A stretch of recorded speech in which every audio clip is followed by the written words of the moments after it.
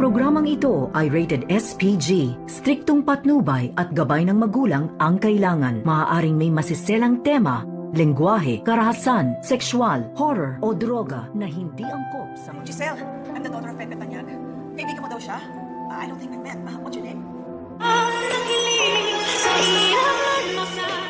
Narito na nga ang ating mga karagdagan na abangan sa abot kamay na pangarap. Hinabol nga dito ni Giselle itong si Justin at tinanong kung kaibigan ba daw siya dito ng kanyang ama na si Don Pepe.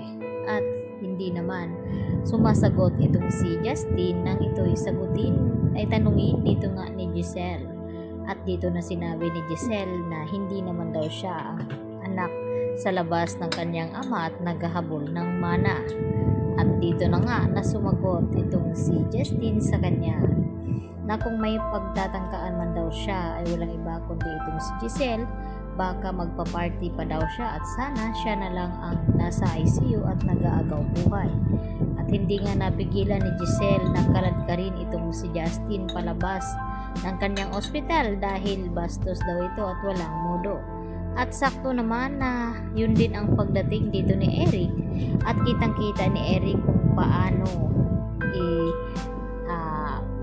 takwil ni Giselle itong kanyang anak at napasubsob naman talaga dito nga sa sahig at sinabi diretsahan ni Eric kay Giselle na huwag daw saktan ng kanyang anak at nagulat nga itong si Giselle sa sinabi ng kanyang dating kasintahan na siya nga ang ama dito ni Justin.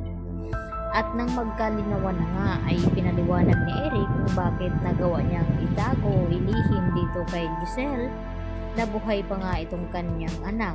Dahil noon, nung ito ipinanganak ni Giselle ay nagawa niya nga ito ipaampon at ipinamigay dahil sa takot na baka malaman ng kanyang ama na si Don Pepe at itakwil siya nito at hindi pamamanahan.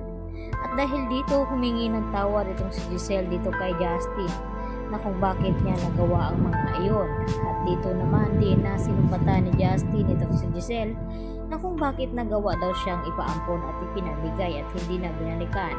At nagpaliwanag itong si Giselle na binilikan niya nga itong kanyang anak at ang sabi sa kumuha sa kanya na wala na nga daw ito. At dito naman na umiyak ng husto itong si Giselle sa harap mismo ni Justin. At sakto na dumating naman itong si RJ at narinig lahat-lahat ang mga sinasabi dito ni Justin tungkol sa kanyang ina na si Giselle. At dito na hindi napigilan ni RJ na sabihin dito kay Justin na sana na mapatawad itong kanyang ina dahil hindi nga kagustuhan ni Giselle noon na ipaampon ito at ipamigay. Dahil nadala lamang itong si Giselle sa takot na baka itakwil siya ng kanilang ama na si Don Pepe dahil sa laki nga ng paghihigpit at pagmamahal dito ni Don Pepe sa kanyang mga anak kaya nagawang higpitan ng mabuti.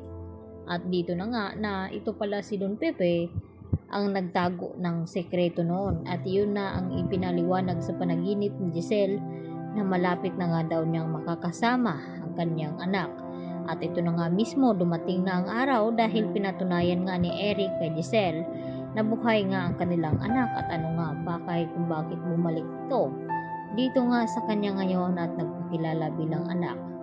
At dito rin na gustong magplano dito ni Eric, gusto nilang makakuha ng posisyon dito sa ospital ng kanyang ina ni Justin na si Giselle at makaupo sa trono. At ito naman ang gagawin na tama ni Giselle na ipamana muna dito kay Justin bilang CEO o co-owner ng Apex Hospital pang samantala dahil hindi pa nga nakakabalik itong memorya ni RJ at hindi pa gumaling ang kanilang ama na si Don Pepe. Yan po ang ating aabangan mamaya sa abot kamay na